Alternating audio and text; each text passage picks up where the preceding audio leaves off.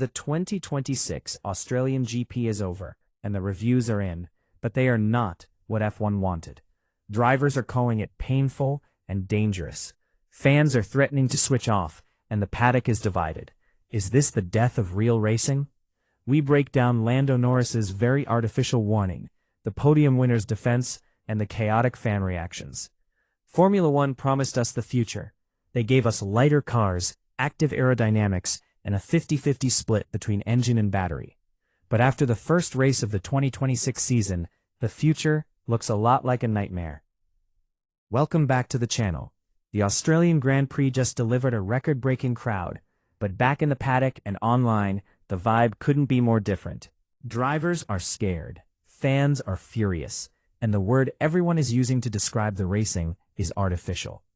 Today, we are breaking down exactly what went wrong in Melbourne, why the drivers are fighting in the media, and whether F1 has finally gone too far. Let's start with the people actually inside the cockpit. Usually, drivers are diplomatic after a first race. Not this time. Lando Norris crossed the line and immediately went nuclear. He called the racing very artificial. But it was his safety warning that should send chills down your spine. He warned that because the cars have to manage battery energy so aggressively, you get massive speed differences on the straights. He said, and I quote, "You could easily have a big accident. You could fly over the fence."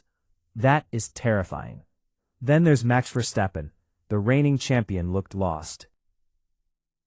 He called it chaos and admitted he couldn't even find the right words to describe how bad it was. He basically begged the sport to change it. But it wasn't just the top guys. Sergio Perez said it's a lot less fun, and Esteban Ocon, who is usually pretty calm, called driving these new cars painful and frustrating. So what are they talking about? It's called superclipping. Imagine you're fighting for position. You save your battery, slingshot past someone using the new manual override mode, but then the power just cuts out. The guy behind you saved his battery better, and he just drives right back past you. It's not a battle of skill anymore. It's a battle of who has more kilowatts left in the tank. But here's where it gets really interesting. The podium finishers, they completely disagreed. George Russell, the winner, stood there with the trophy and basically told everyone to shut up and give it a chance. He said the racing will look different at every track, and we need to be patient. And then Lewis Hamilton, the man moving to Ferrari, who we expected to hate the new cars, actually loved it. He said, and I quote, "I personally enjoyed it a lot. He found it fun to drive." So who do you believe? The guy winning races or the guys fighting for 10th? It's a classic F1 divide. The drivers who mastered the energy management on day one love it. The drivers who want to just race, wheel to wheel, no computers involved, absolutely hate it. Now let's talk about the fans. And this is a weird one. On one hand, the Australian GP broke its attendance record. Nearly 500,000 people showed up. They bought the merch, they drank the beer, and they watched the race. But online, the pitchforks are out. If you scroll through social media, you see comments like, "This is not racing. It is pathetic energy babysitting." Or, "Might take 2026 off." People are threatening to switch over to MotoGP because they feel like the soul of the sport has been replaced by a battery management algorithm. And in the most Australian twist ever, the fans were so engaged, angry, bored, that they literally started dismantling the circuit. Signage, curbs, grass, and yes, paint from the track surface was stripped and taken home as souvenirs. When the fans start taking the track apart, you know something is up. So how is Formula One management reacting to this driver revolt and fan anger?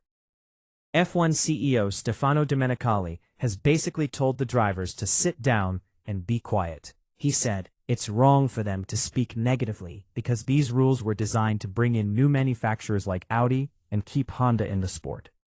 It's a business decision, not a racing decision." The FIA, the governing body, is playing the long game. They've looked at the data from Melbourne and said the evidence is immature. In English, that means we're not changing a thing until we've seen a few more races. So buckle up, because the super clipping chaos is coming to a track near you this year. So, here's the state of F1 in 2026. The drivers are at war with each other, and the management. The fans are showing up but complaining louder than ever.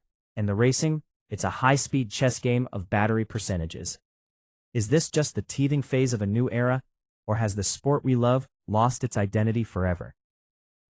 Is Lando Norris right? Is this dangerous and artificial?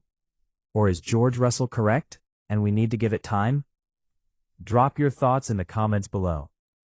If you enjoyed this breakdown, hit that like button, subscribe for more F1 drama, and I'll see you in the next video.